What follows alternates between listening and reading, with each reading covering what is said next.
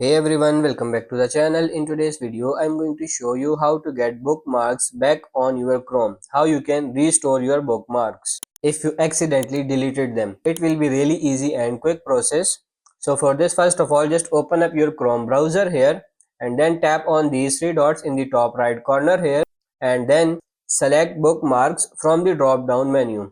This will open a new tab with your bookmark manager.